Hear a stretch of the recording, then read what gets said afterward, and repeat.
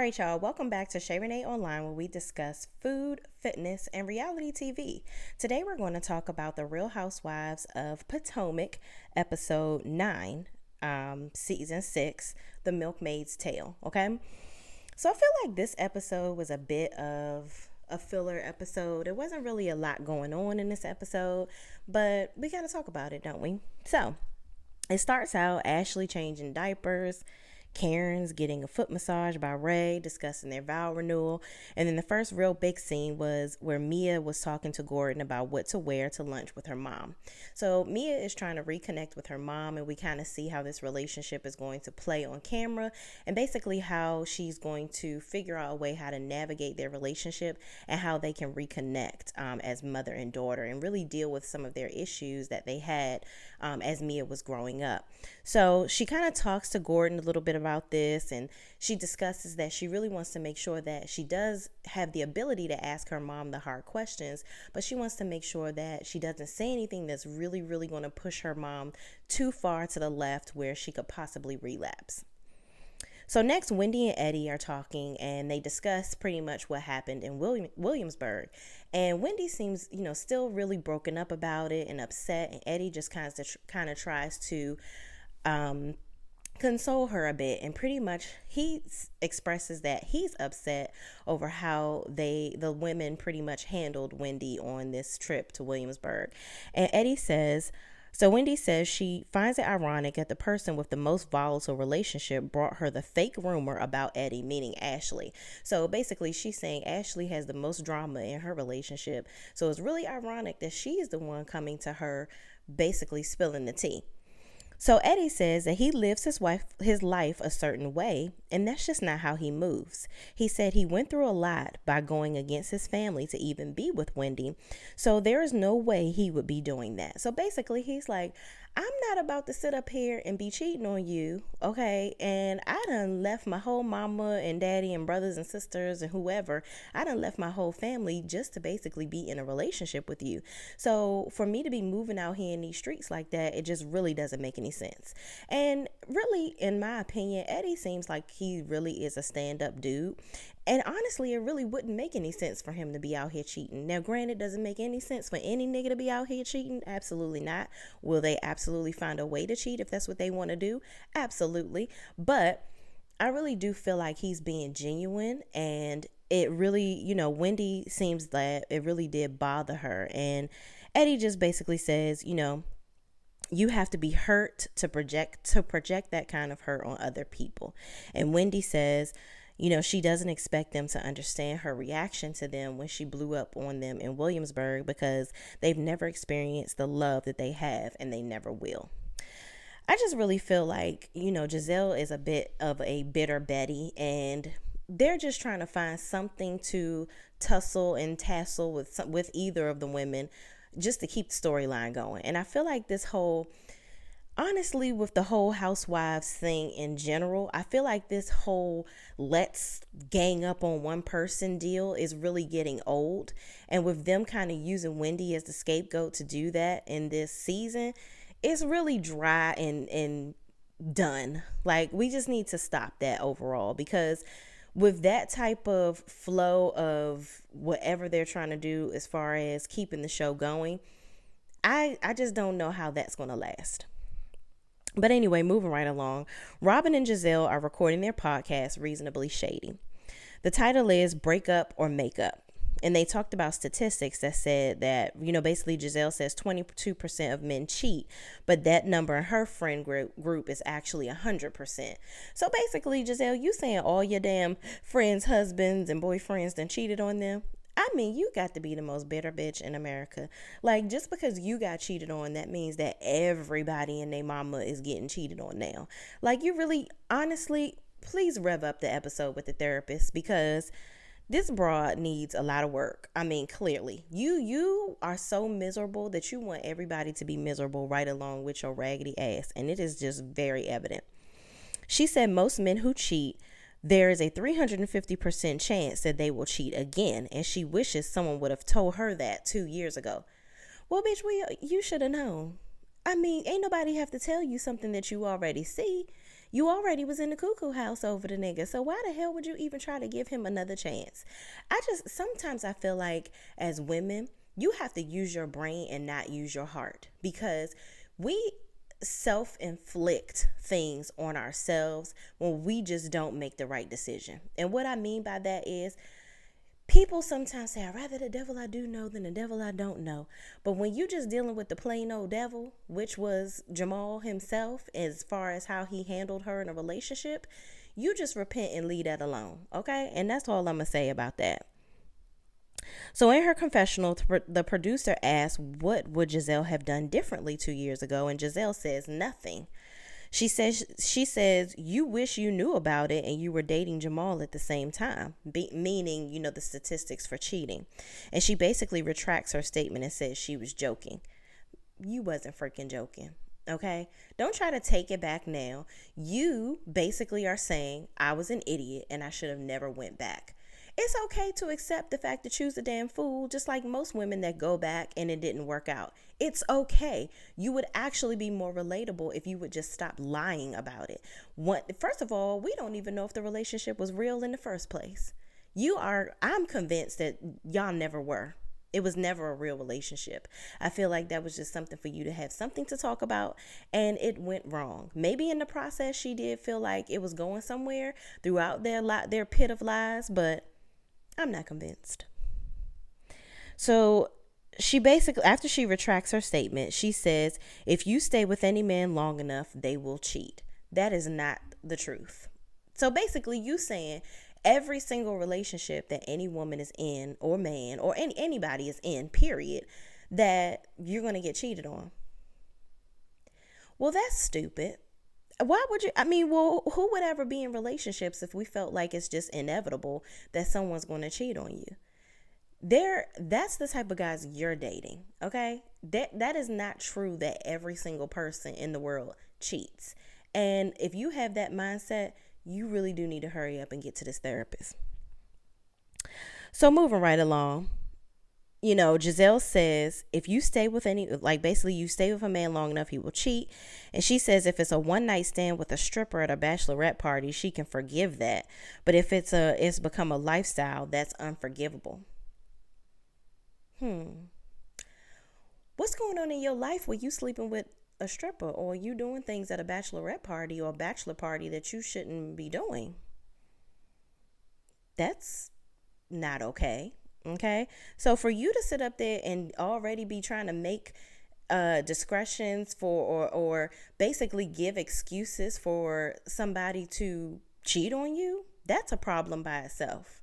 You basically don't know how to be in a relationship. You don't know how to be treated well. You've been treated bad for so long that you probably wouldn't even know how to recognize if somebody was treating you well, Miss Giselle. I feel sorry for you. Actually, no, I don't. Moving right along. Giselle and Jamal. So Robin says she's not shocked that Giselle and Jamal are not together. She never saw them together, which is odd because isn't Robin like your bestie? Why she ain't never see y'all together? That lets me further know that this relationship was fake. Moving right along. And she says she basically knows that they just weren't meant to be together. So Robin discusses her relationship with Juan and his indiscretions, meaning cheating. And she says she put up with a lot of stuff in the beginning. Now she says she has a low tolerance for anything less than what she deserves. And Giselle says she talked to one of her girlfriends about her relationship, meaning Wendy. So basically she was basically saying on the podcast that she talked to Wendy about her relationship and the infidelity that she was going through and that she was concerned about.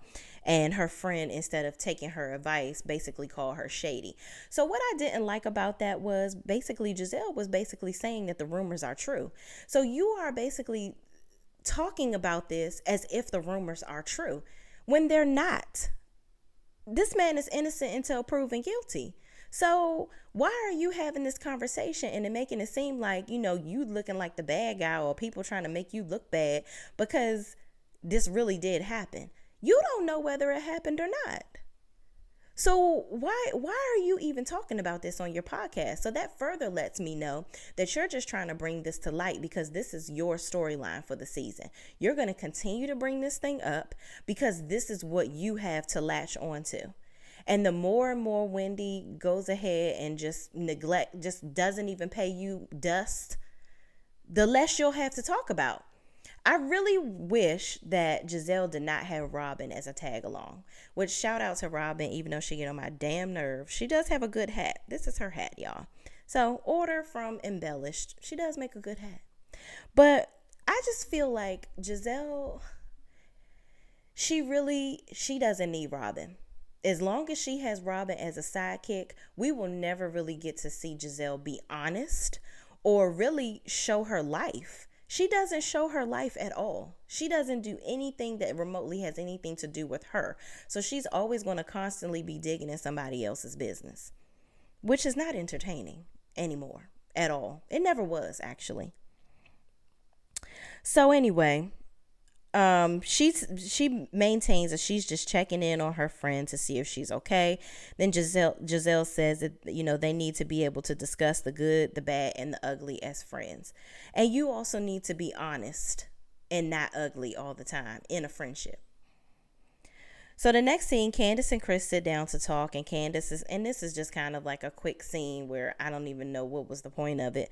Candace and Chris sit down to talk, and Candace is discussing her assignments in school, blah, blah, blah. She has a lot going on, and then Candace tells Chris about the whole Williamsburg trip, and, just basically goes into her telling him about Giselle saying that he's riding her coattails, and he says Candace has basically supported him in everything that he's doing. So none of the women got to really see that. Candace was apparently a hostess in his restaurant when he was short-handed. So she helped him out with a lot of things that he had going on. Now he feels like this is basically the opportunity for him to help her. So I feel like a lot of times people don't understand what's going on in somebody else's relationship. So for Giselle to chime in and say that, Chris is riding Candace's coattails, she doesn't know the ins and outs of their relationship and what helps make things work for them. Every relationship is different, and everybody should mind their business and let people do what they got to do to keep their relationships healthy. So moving right along, Ashley and Michael go to a massage therapist to help baby dealing with latching issues. Apparently he's having a lip tie issue. So Michael basically grills the daggone lady, asking her all these daggone questions about her credentials, child. I was like, God damn, like, are you hiring her for a position at your company? I don't understand. Like, I would not want to be in an interview with this guy because he going to ask you your social security number, what side you like to sleep on that night. What the hell? I don't understand. It's just a mess. So they have the little appointment, whatever she did to the baby in the little session. Apparently this is supposed to help him to get better within the next couple of days. So hopefully whatever she did really works. But what I didn't like is in the car, they discuss intimacy, which Ashley always want to be talking about her damn vagina. She's talking about so do you feel that you're not attracted to me anymore because you saw the baby come out of my vagina? Well, bitch, that's where babies come out. They come out your vagina, okay? And he old as hell, so he knows, and he got other kids. He done seen a baby come out of a damn vagina. He saw your other baby come out your vagina. So if he wasn't going to be attracted to you, it's a little too late, okay? Second of all, he said, no, that's not going to make me unattracted to you because obviously he has common sense and knows that that's where babies come from. And that's just a part of life. What he did go into saying was, he loved how her body was pretty much coming back. She's not overweight and this, that, and the third, which I kind of felt like, I really just feel like as women, we are just really being pressured to snap back real quick after we have a baby. You pushed out an entire human, okay? An entire human that comes from a portal of life that we will never be able to understand, okay?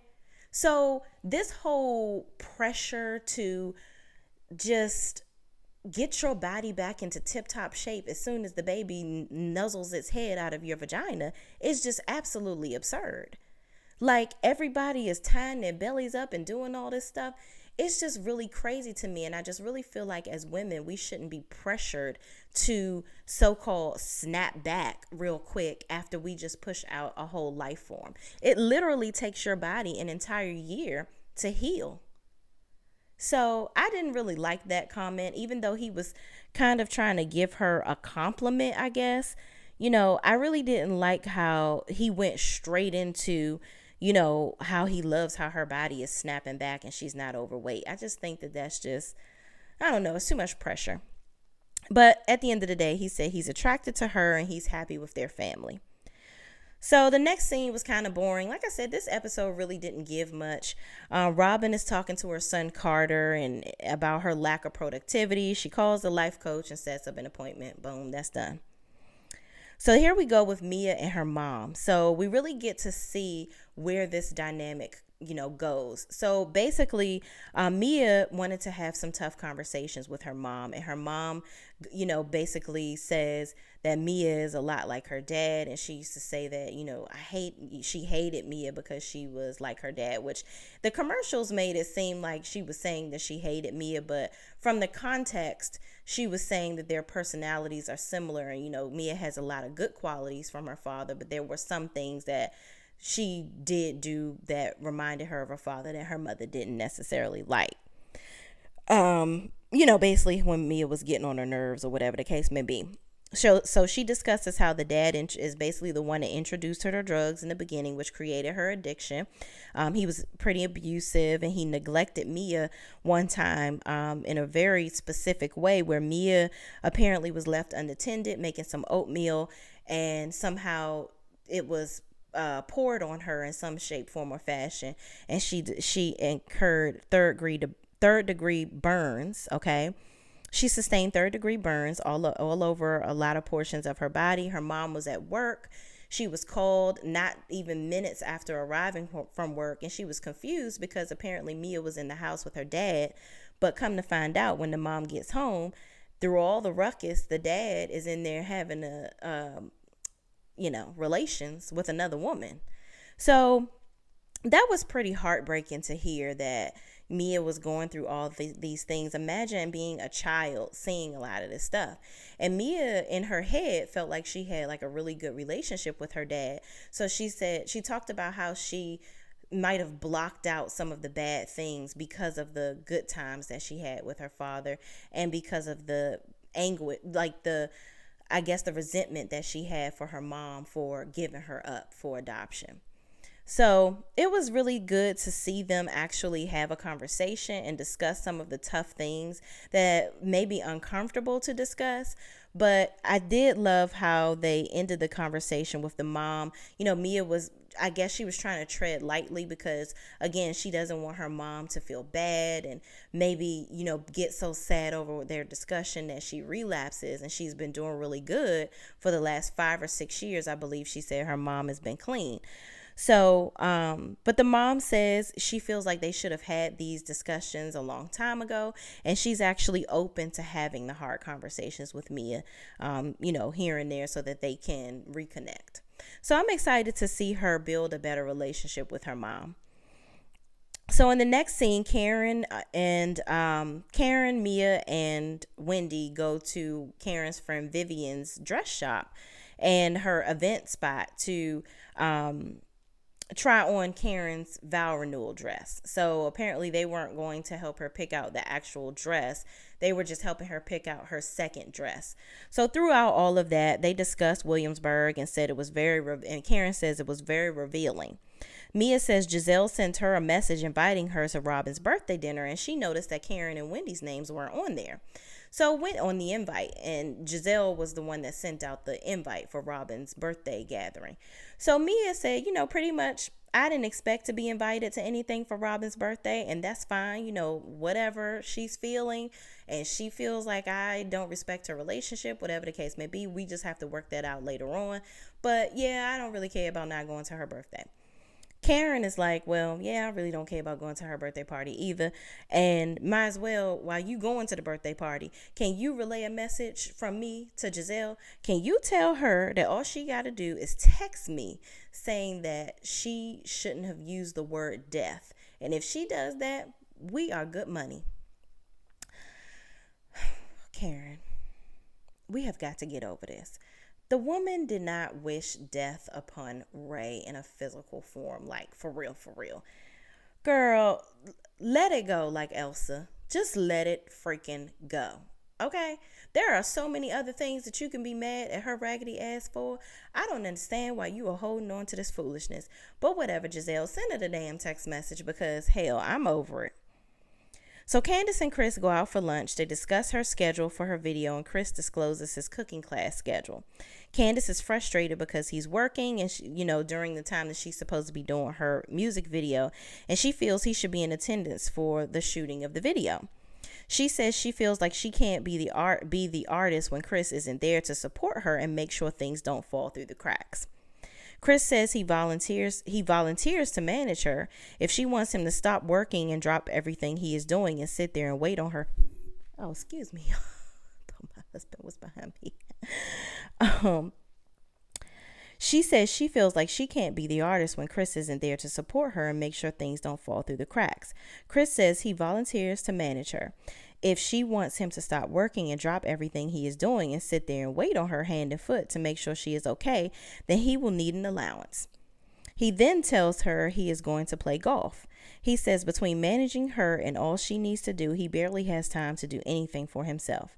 Candace says, I will cuss you the fuck out. And Chris says, find somebody else to do this shit. First of all, bravo. That girl did not say, I will cuss you the fuck out. Y'all added that in there. I'm sure she said that in some other scene at some other time, and y'all added that in there because why you had to cut away from her actual face and mouth?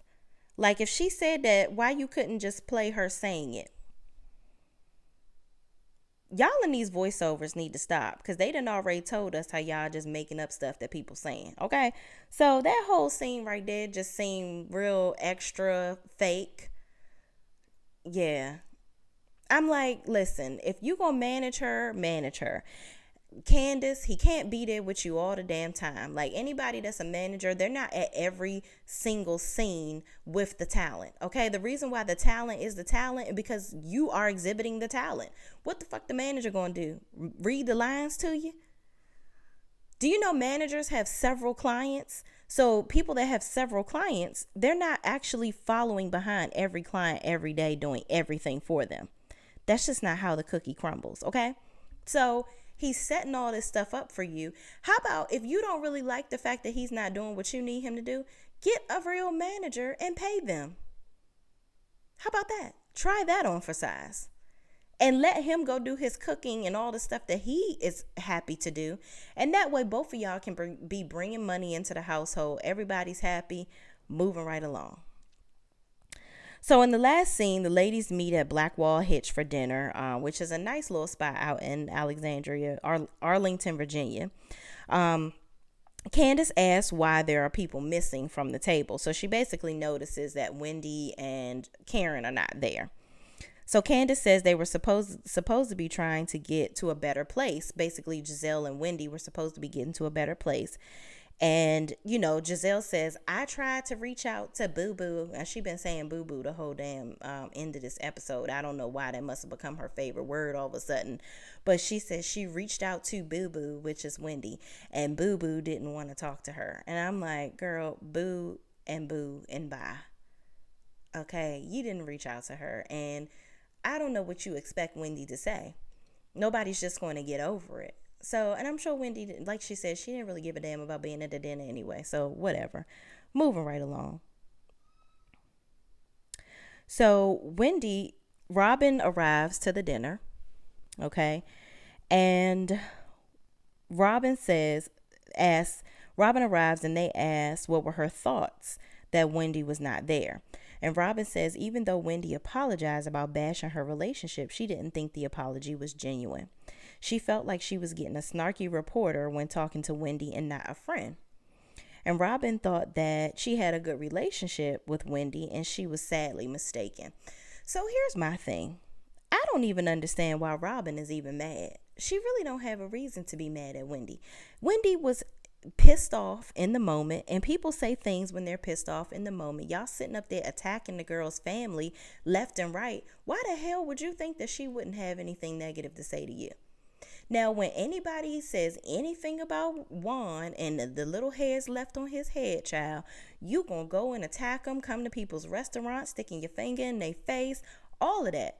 Even with Monique, with the umbrella. You went on and on with that. So we seen you get downright raunchy and ghetto with people, okay? Over people or things that have been said to you that piss you off. So I don't understand where all of this stuff is coming from for Wendy. So stop taking on daggone Giselle's battles and just knock it off. So Giselle asked Ashley if she added hot sauce to the convo when talking to Wendy. So basically saying, did you add a little something on it to make her get this angry? Which again, I really don't understand why they're playing like they don't know why this girl was mad at them. Anyway, so Ashley said she made it very clear that, she said, are you and Eddie reinvigorating your sex life? So Askala then says, which y'all, I forgot Askala was damn near. Like, this the first time she spoke the whole episode. I don't know where they found her, but they found her. So Askala says, that question is basically assuming that the blogs are true. And Candace says Wendy felt attacked. And then, basically saying that because Ashley came at her asking her these questions, she felt attacked and she didn't appreciate them assuming that the rumors were true basically the way that they came at her. So Candace says Wendy felt attacked, and in her confessional, Candace calls Ashley a filthy milkmaid and says she drove 4 hours to ruin her trip in her confessional. Candace, I'm really getting tired of you attacking Ashley and her motherhood, okay? It's getting old. I'm going to need you to find something else to clown her about, because you talking about her breastfeeding her child is downright childish. I damn near feel like you jealous that you can't suckle at her teeth. Like, do you want some of her breast milk? Do you want to suck it out? I don't understand. Why are you constantly messing with this woman about her being a mother? It's got to stop. All this mom shaming that you're doing, it has got to stop. Have a kid. How about that?